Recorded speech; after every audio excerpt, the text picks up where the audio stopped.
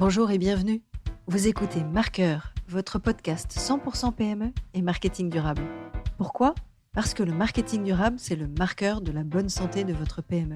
Je m'appelle Diane Cantan et je vous propose à chaque épisode de partir avec moi à la découverte du marketing durable.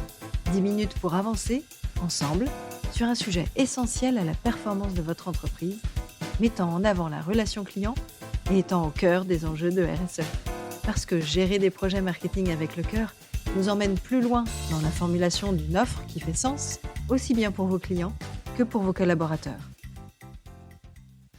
Pour ce nouvel épisode, je vous propose de partir à la découverte du marketing mix. Nous allons parler des 4 P évidemment, mais aussi des 10 autres. Et oui, il y en a bien plus. J'ai choisi quelques exemples d'entreprises ou de marques qui vous permettront de trouver inspiration afin d'identifier quelques actions à mettre en place prochainement dans votre entreprise.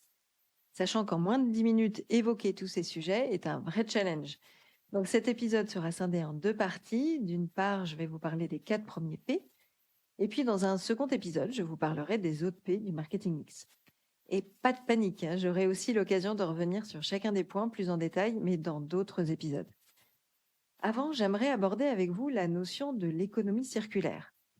Les différents rapports scientifiques, comme le GIEC, nous incitent à diminuer notre empreinte carbone pour qu'en France, nous ne soyons plus qu'à hauteur des 2 tonnes de CO2 équivalent par personne en 2050, alors que la moyenne se situe actuellement à environ 10 tonnes par Français. J'ai participé en avril 2023, comme peut-être certains d'entre vous, à l'atelier 2 tonnes, après avoir suivi la fresque du climat, comme 1 million de personnes, et à la fresque du numérique.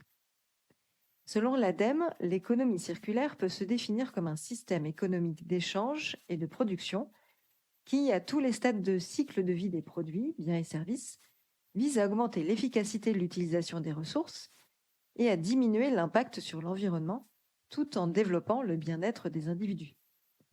Le principe de ce modèle économique implique les 3 R principaux, à savoir réduire, réutiliser et recycler. Mais pour agir en conséquence, il faut revoir, selon moi, tous les éléments du marketing mix. Donc, si on regarde la définition du marketing mix, c'est l'ensemble des décisions et actions marketing prises pour assurer le succès d'un produit, service, marque ou enseigne sur son marché.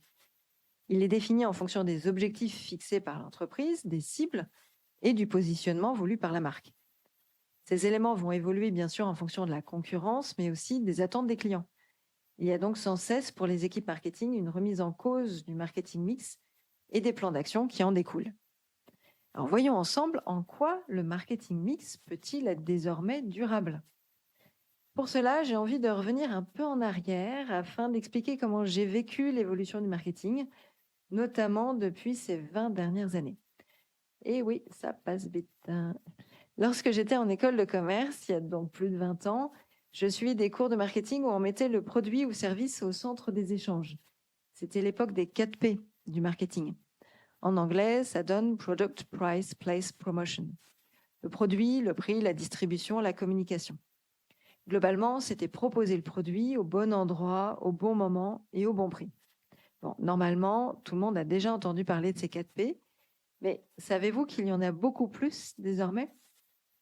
Et oui, entre-temps, on a connu l'évolution digitale avec l'explosion d'Internet, des réseaux sociaux. Facebook en 2004, YouTube 2005, Instagram 2010, TikTok 2016. On a connu l'arrivée du premier smartphone en 2007, qui a fait décoller tout l'univers des applications mobiles. Autre fait marquant influent sur le marketing, le RGPD, ce fameux règlement général de la protection des données, en vigueur depuis 2018. Alors pour tous ceux qui l'ont vécu depuis sa parution en 2016, ça a été à l'époque, pour mon entreprise et notre groupe, 2 ans de transformation intense de process internes. Bref, tous ces événements ont fait évoluer l'approche du marketing vis-à-vis de ces 4 P. Alors nous en sommes désormais à 10 P. People, Permission Marketing, Process, Partnership, Physical Evidence, Purple Co. Mais j'ai l'habitude, lorsque je donne mes cours aux étudiants en école de commerce, d'en rajouter toujours un 11e, à savoir la planète. Pourtant, lorsque l'on recherche des informations sur le marketing durable, vous trouverez les notions des 3 P, People, Purpose, Planet. Comme si le durable faisait supprimer tous les autres P liés au digital. Bon, ce n'est que mon point de vue, mais je trouve ça plutôt étrange. Et quand je demande à Google, qui représente plus de 90% des recherches Internet en France, à quoi sert le marketing mix? On trouve sur la première page uniquement des informations sur les 4, 7 ou 10 P. Mais jamais n'est abordée la notion de marketing durable. Et quand on sait que 0,63% des internautes cliquent sur un lien de la deuxième page, eh bien jamais personne n'ira voir ce qui se passe sur celle-ci ou celle d'après. Bref, moi je préfère rester aux 10 P, voire à mes 11 P, car j'intègre la notion de purpose dans les explications du marketing mix.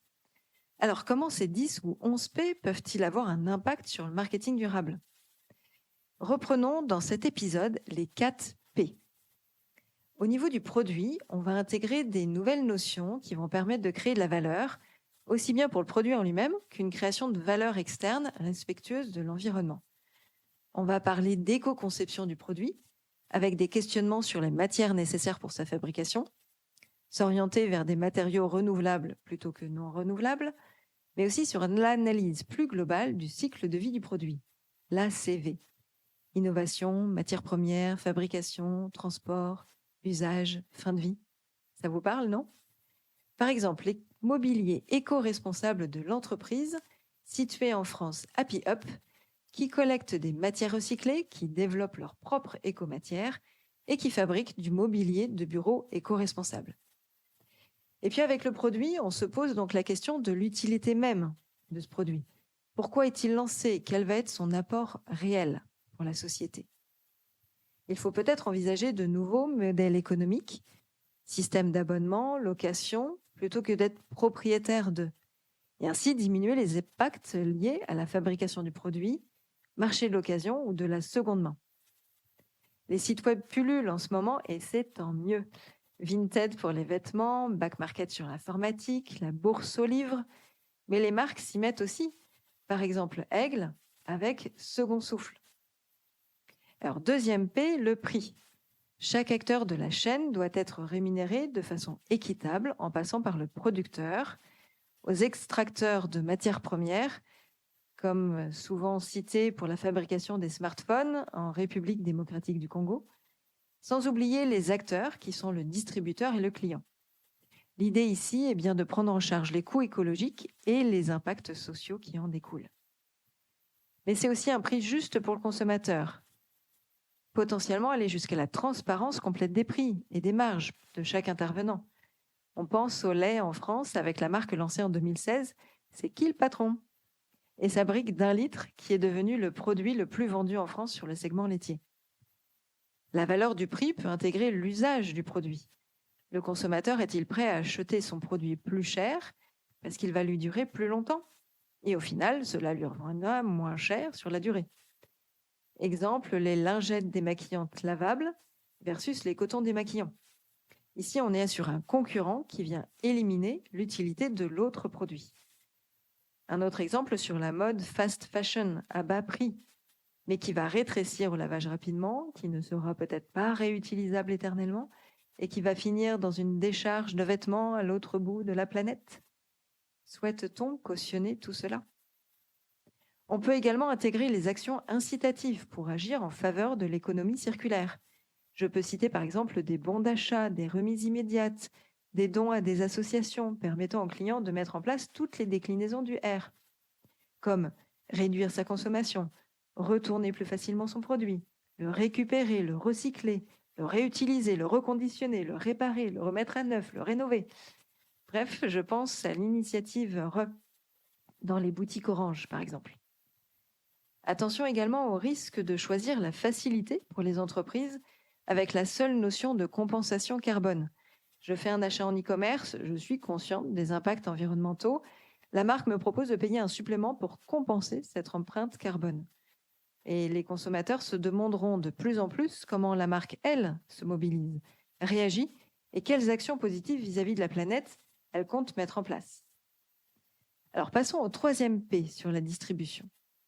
D'abord en faisant un choix crucial de la chaîne des acteurs. Circuit long ou circuit court? Combien d'acteurs et d'intermédiaires entre le fabricant et le client final? Puis en déterminant quelle relation on souhaite entre les producteurs et les distributeurs. Simple notion de fournisseur ou bien de partenaire, incluant le respect, la transparence, la relation sur le long terme. Sans oublier la partie indispensable de la distribution qui intègre le transport à chaque étape. Il y a certes le transport de la matière première vers l'usine de fabrication ou d'assemblage, puis entre la phase de fabrication et les différents distributeurs, mais souvent ignoré jusqu'à présent, à savoir le transport du client qui vient récupérer le produit ou bien le produit qui, lui, arrive jusqu'au client. Ces fameux derniers kilomètres sont-ils faits en livraison verte? Et enfin, le transport vers la fin de vie du produit ou bien une chaîne inversée avec la possible reprise ou retour du produit. Et cette étape-là peut être vraiment la plus impactante d'un point de vue empreinte carbone. Les distributeurs eux-mêmes peuvent changer ou faire évoluer leur offre.